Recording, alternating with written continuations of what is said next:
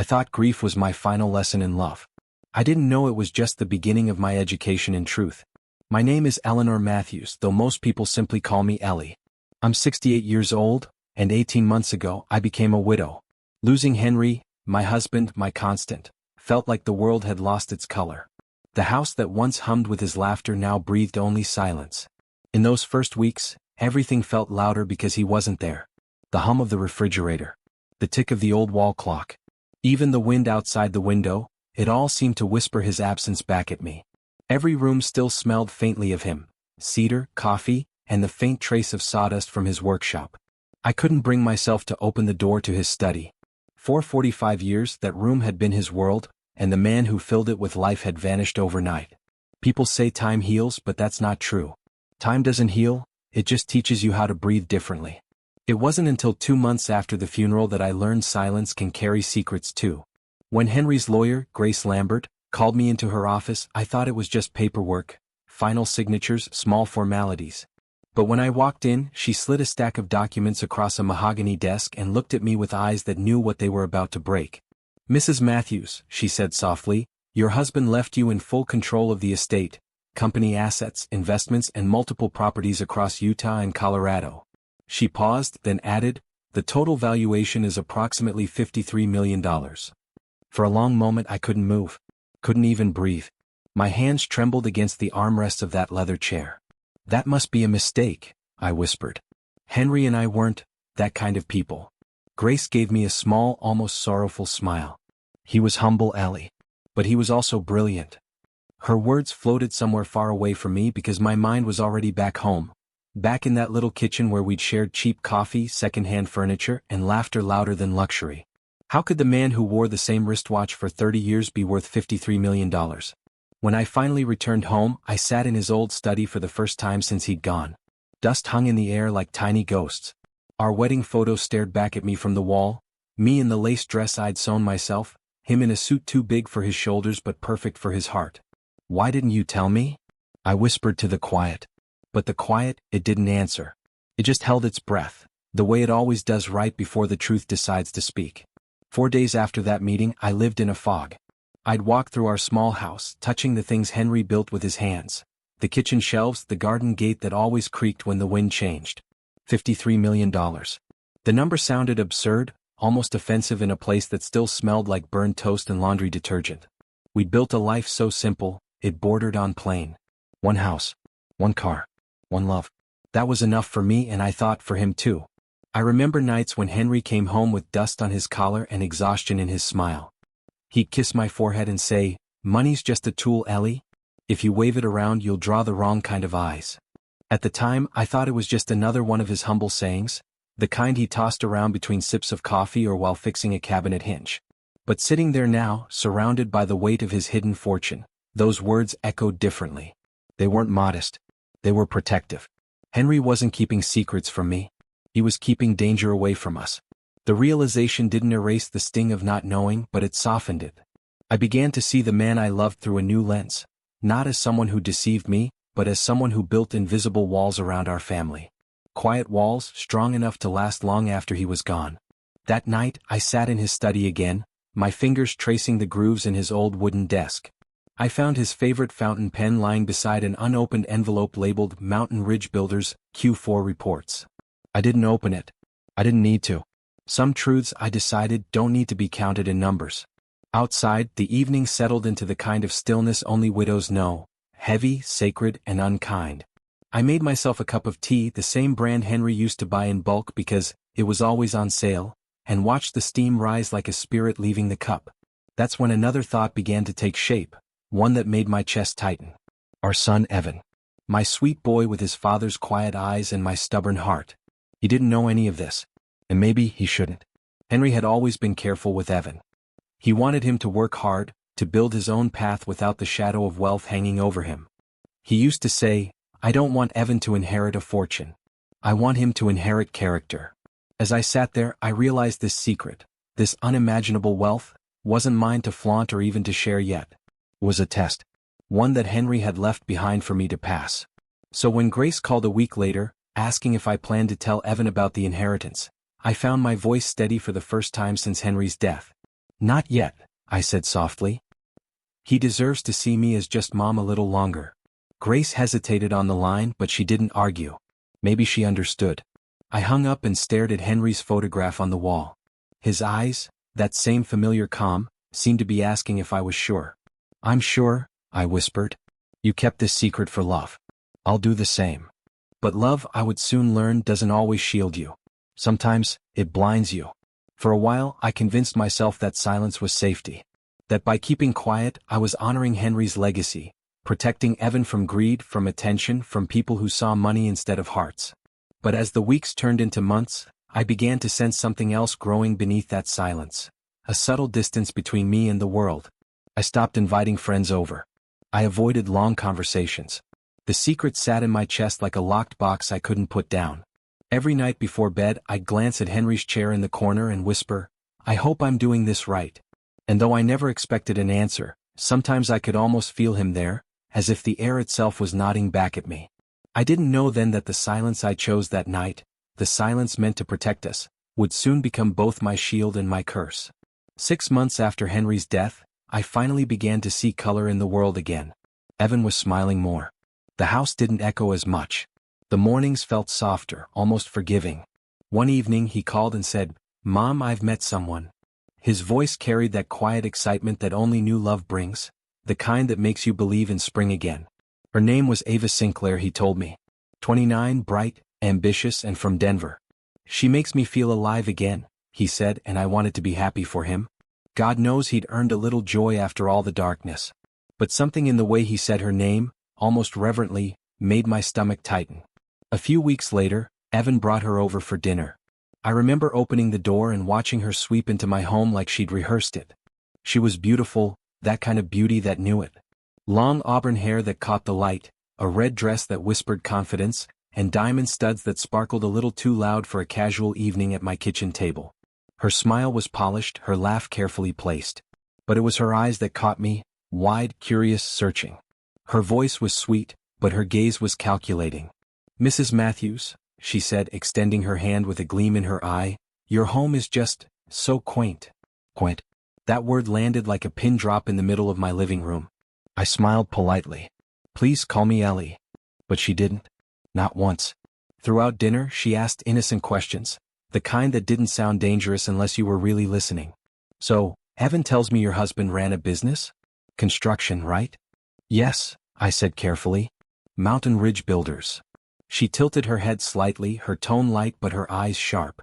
That must have been quite profitable. Evan laughed, oblivious. Mom's always modest. Dad did well, but we weren't rich. I forced a smile, though my pulse quickened. She was fishing, and she didn't even bother to hide the hook.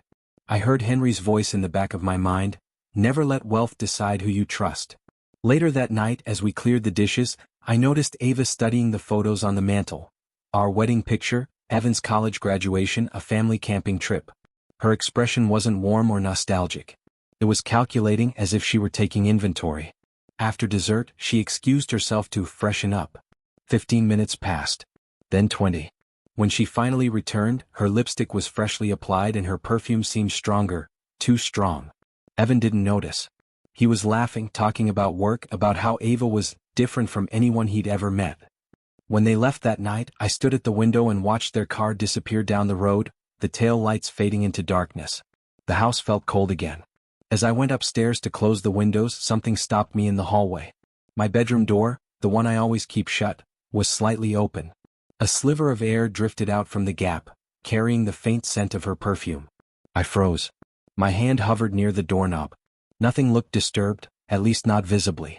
The pillows were in place, the drawers untouched. But the air felt wrong, like someone had rearranged it. I closed the door quietly and stood there for a moment, the silence pressing against my chest. In my mind, Henry's voice came again, softer this time but unmistakable. The wrong smile can cost you everything. I tried to shake it off. Maybe I was imagining things. Grief makes you suspicious of shadows. But as I washed the dishes that night, the clink of porcelain against the sink sounded louder than usual. My reflection in the kitchen window looked back at me, tired, unsure, and suddenly aware that peace never stays long. Something about Ava Sinclair didn't sit right with me. Not her charm. Not her poise. Not that smile that didn't quite reach her eyes. And though I didn't know it then, that small unease, that flicker of intuition, was the whisper before the storm. The kind of whisper every woman learns to recognize too late. It happened faster than I could have imagined. 4 months after that first dinner, Evan called me with a voice trembling from excitement. "Mom," he said, "we're engaged." For a second I thought I hadn't heard him right. The phone slipped slightly in my hand. "Engaged?" I repeated. "Already?" He laughed softly, the way he used to when he was a boy and thought love could fix anything. "When you know, right?" But all I knew was that my stomach had turned to stone. When he brought Ava over to show me the ring, I tried my best to smile. It was beautiful, a diamond that caught the light like it was made to blind. Too large for modesty, too perfect for sincerity. I hugged him, whispered, "I'm happy for you," but inside a quiet alarm was ringing. I wanted to believe she made him happy. God, I wanted that more than anything. But every instinct I had, every ounce of a mother's knowing, told me something wasn't right. Over the next few weeks I began to see the changes. Evan, my practical, grounded son who drove an old Subaru with duct tape on the bumper, pulled into my driveway one afternoon in a brand new silver Audi. I raised an eyebrow. He grinned a little sheepishly. "Ava convinced me to treat myself. She says I've worked hard enough to look like it." I forced a small smile, but inside, it hurt to see how easily she was reshaping him, polishing away the quiet humility that used to remind me of Henry. Soon came the tailored shirts, the fancy restaurants, the talk of new opportunities Ava's friends had introduced him to. Each conversation felt like a performance, one where my son was slowly forgetting his own lines.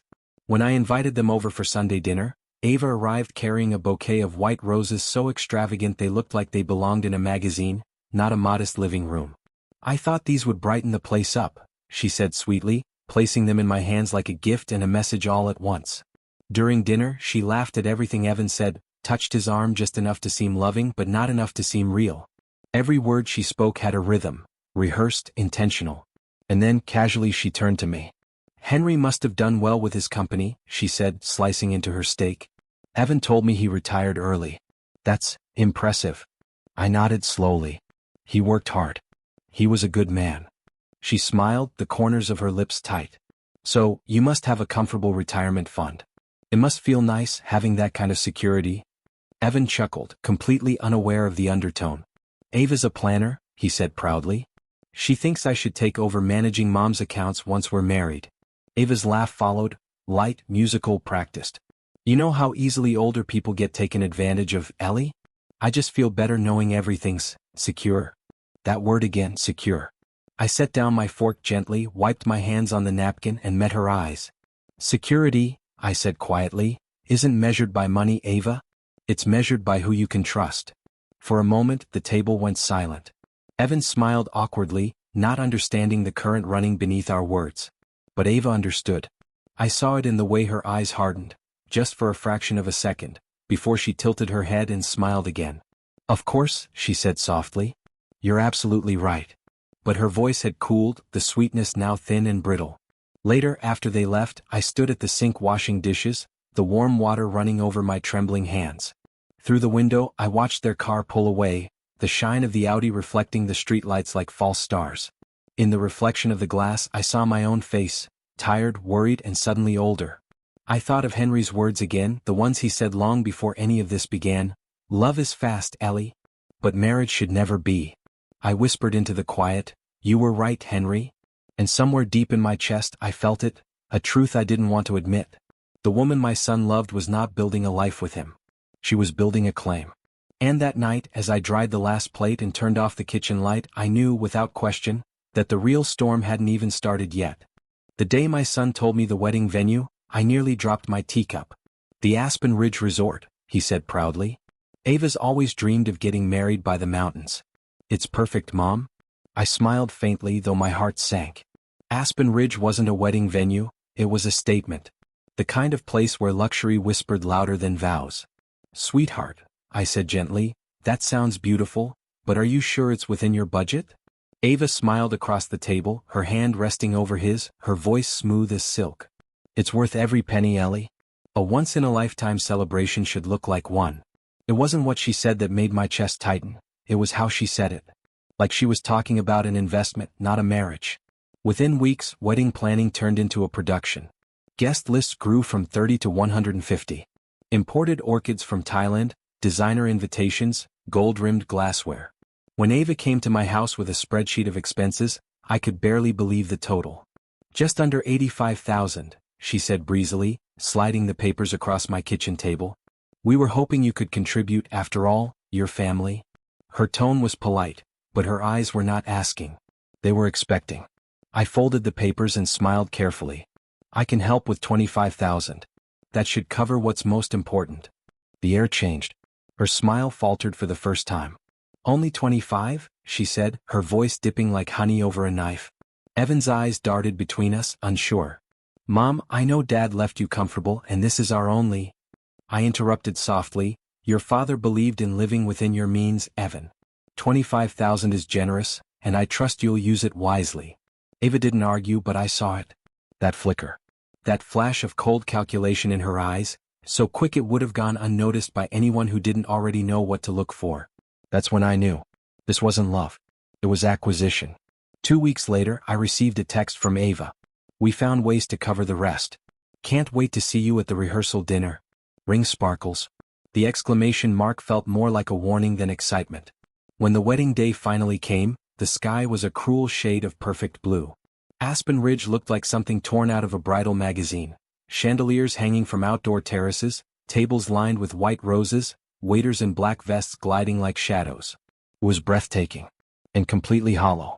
As I stood among the guests, I caught sight of my son at the altar. Evan looked handsome, but his smile wasn't free. It was tight, forced, the kind of smile that strains under doubt. When the music started, Ava appeared, radiant in a gown that probably cost more than my car. Her face was glowing, but her eyes were looking everywhere but at him. She scanned the guests, the cameras, the spectacle. And in that moment I realized she wasn't walking toward love. She was walking toward ownership. During her vows, her voice trembled only once when she said, "Together we'll build the life we deserve." The word deserve hit me like a warning bell. At the reception the toasts began. Laughter, applause, champagne spilling like liquid gold. Then Ava stood raising her glass. Her smile was wide, her voice shining with practiced gratitude. "I'm so blessed," she said, "to have found a family built on strength, love, and stability." Her gaze found mine on that last word, especially financial stability. The guests laughed politely, clinking glasses. Evan looked down, embarrassed, pretending it was a joke. But I saw the flicker of discomfort in his eyes, that brief, helpless flash of realization that something wasn't right. After dinner, I stepped out onto the terrace to breathe. The air was cool, the mountains dark silhouettes against a fading sunset.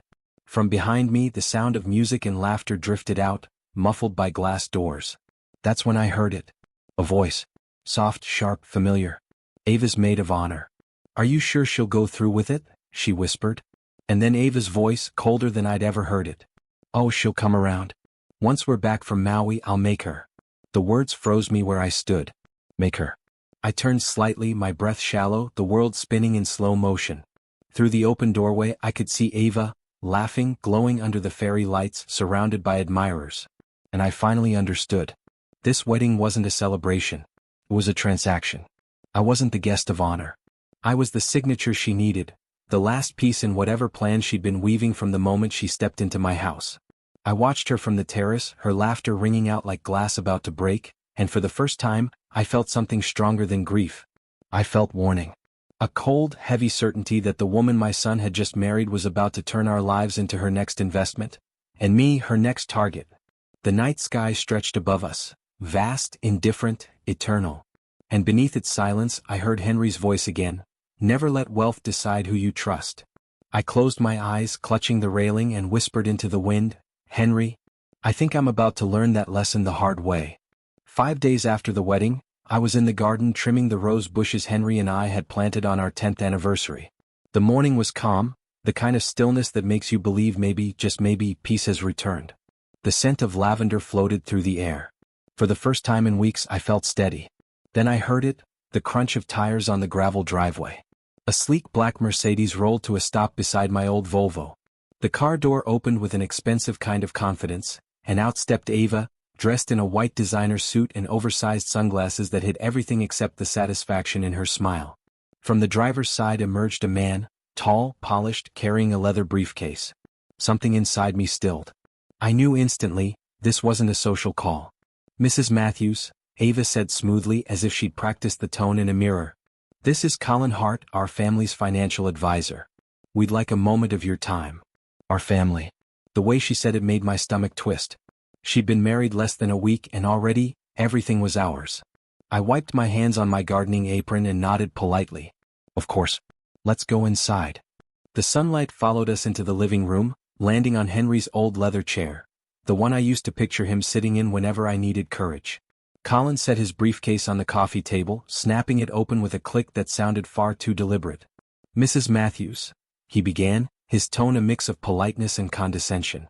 "We understand that upon your husband's passing, you became the sole heir to a considerable estate, approximately $53 million if I'm not mistaken." The number hit me like a slap. That figure wasn't public. Only two people knew the exact amount: my lawyer, Grace Lambert, and my financial advisor, Thomas. "How exactly did this information reach you?" I asked quietly. Ava crossed her legs, perfectly composed. "Evan found some of his father's old documents in storage," she said smoothly.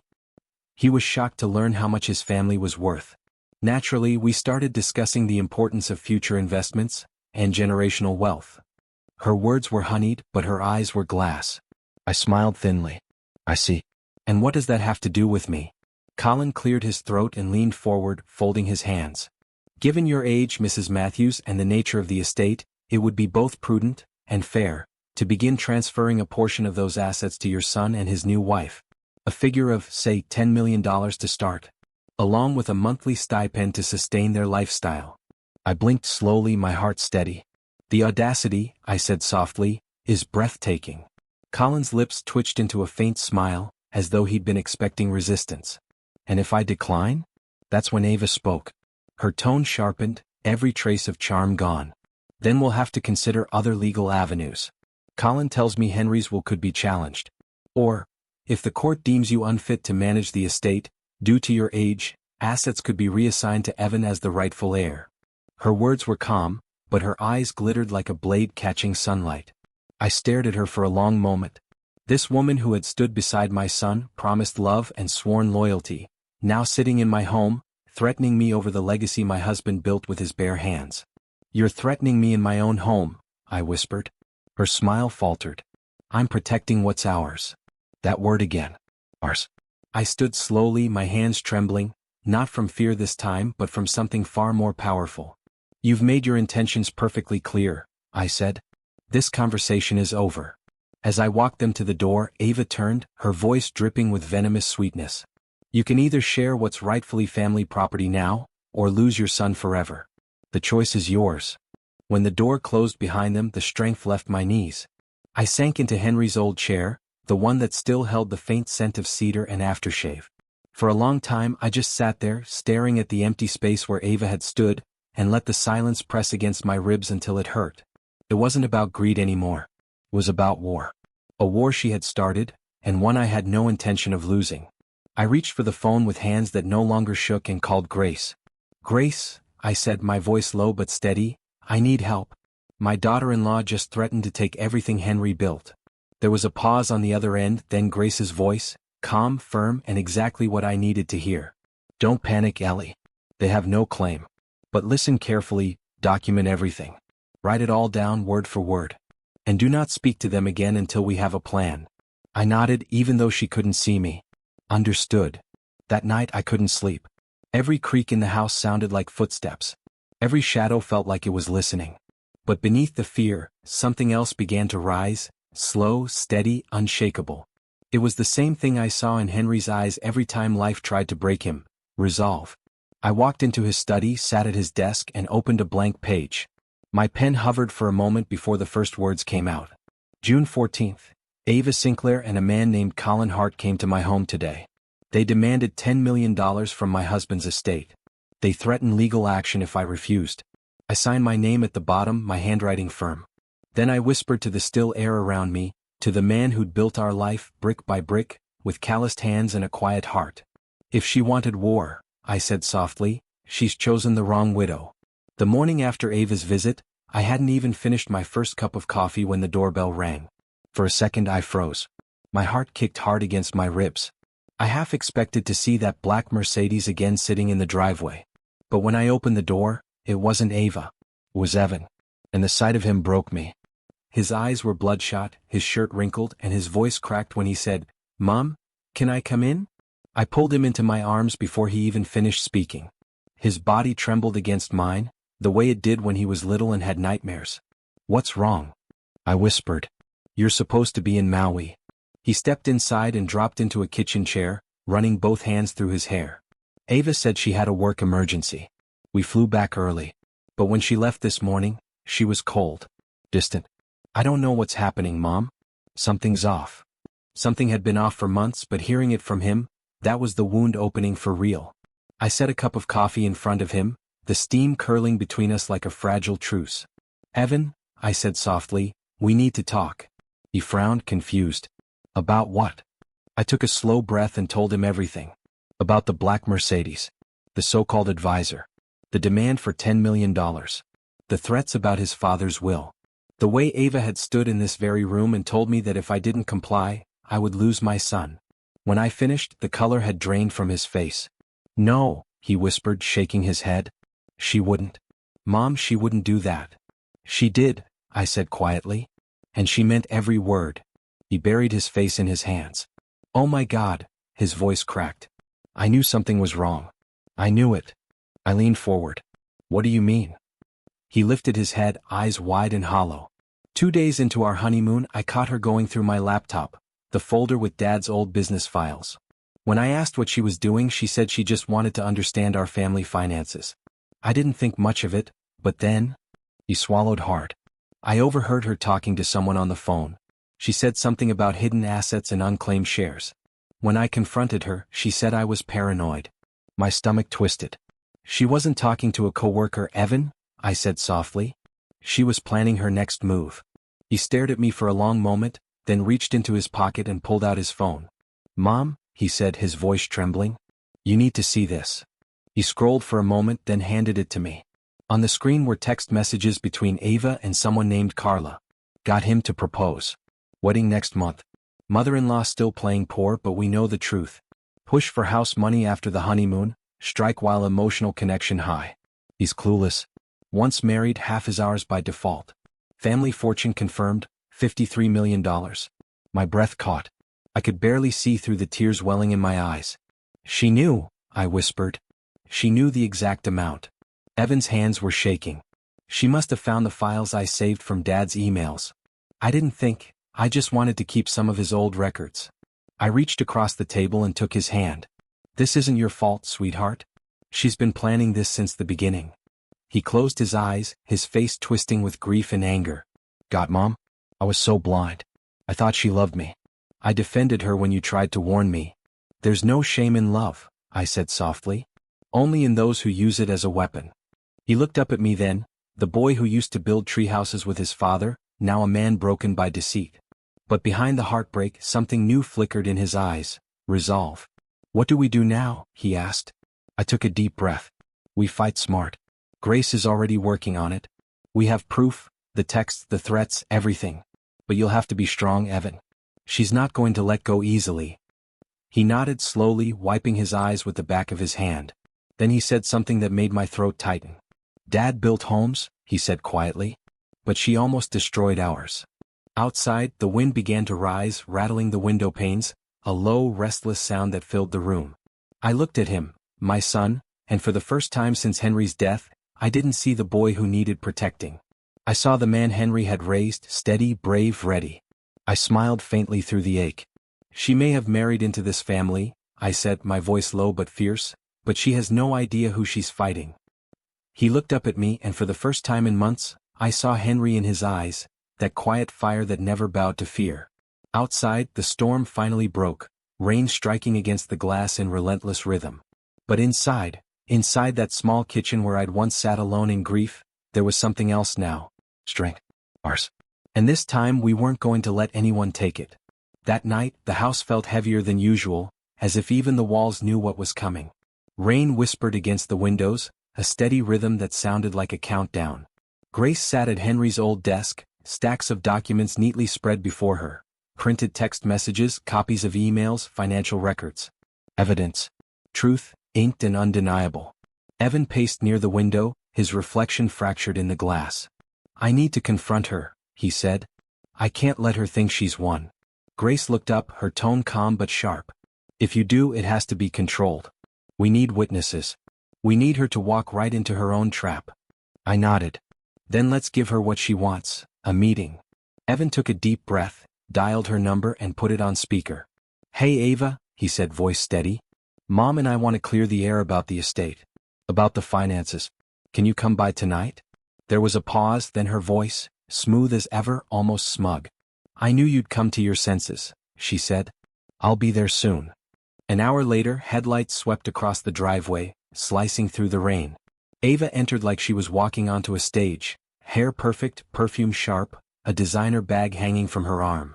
Her heels clicked across the hardwood as she flashed a smile that didn't reach her eyes. Darling, she said to Evan, her tone sugar-coated. I was starting to think you were avoiding me. But then she noticed Grace sitting in the armchair beside me, folders stacked neatly at her side. The smile wavered. What's this? She asked. Evan gestured to the couch. Sit down, Ava. We need to talk. She lowered herself slowly, crossing her legs with false composure. About what? About this, Evan said. He slid his phone across the table. The screen lit up with the messages, her messages, to Carla. Every word. Every plan. Every betrayal. Ava's face drained of color. Those are fake, she said quickly, her voice cracking for the first time. They're screenshots from your number, Evan replied coldly.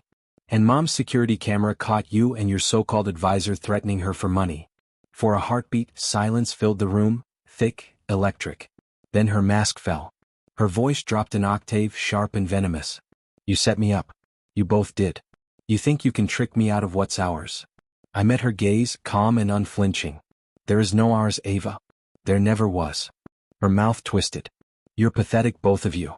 That money will never last. You think you can fight me? You don't know who you're dealing with. Grace stood then, placing a single folder on the coffee table. Actually, we do, she said evenly. As of this moment, you're being served. Ava blinked. Served? Annulment papers, Grace replied. Based on fraud, coercion, and financial deception. The marriage is null and void. On paper, it never existed.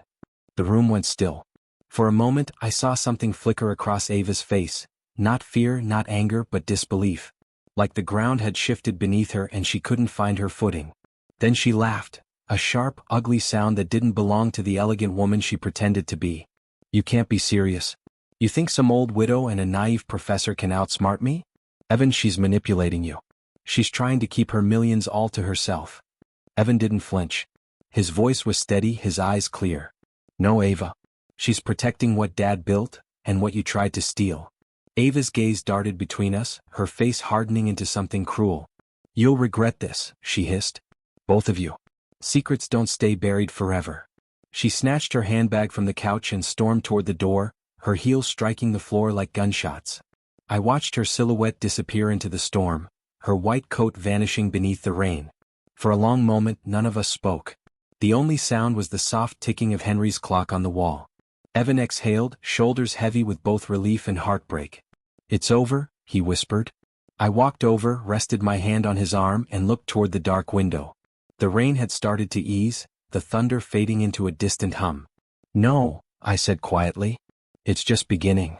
Then, almost to myself, I whispered to the storm outside, and maybe to Henry too. You can take the ring, Ava, but you'll never touch our roots. When the court finalized the annulment, it was as if a weight I didn't know I was carrying finally slipped off my shoulders. On paper, the marriage had never existed. But the damage it left behind, that was harder to erase. The house felt different, quieter but not the heavy kind of quiet that came after Henry died.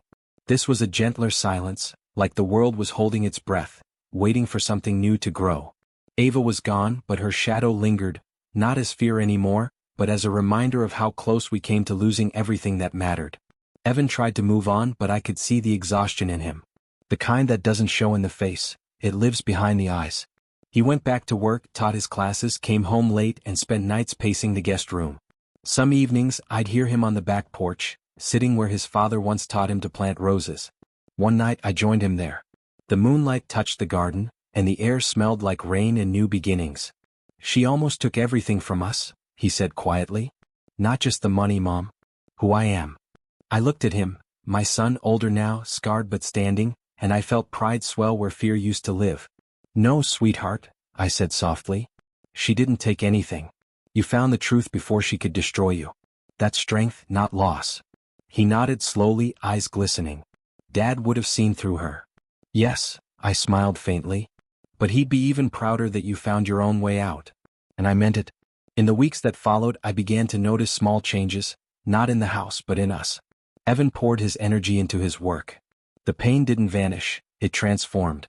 He started mentoring students, writing about trust and resilience in literature, the kind of lessons life had forced him to learn too soon. One afternoon he came into the kitchen holding a folder, his expression calm but sure. "Mom," he said, setting it down in front of me, "I've been thinking. When I finally inherit what Dad left for me, I want to use part of it for something good."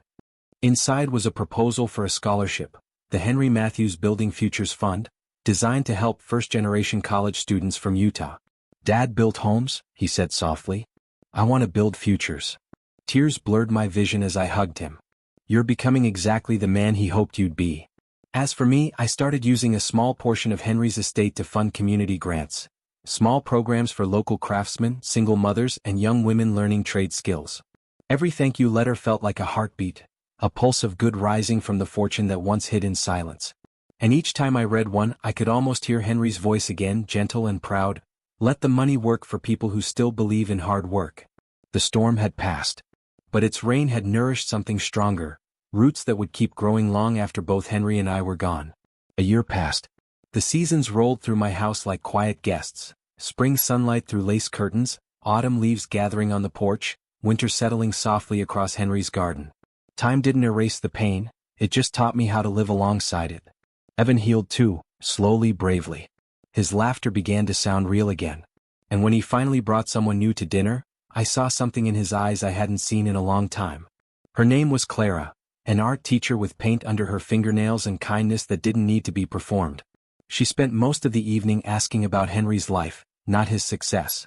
When she complimented the roses in the garden, Evan smiled, really smiled, for the first time in months. That night, after they left, I stood at the window watching their car disappear into the quiet road.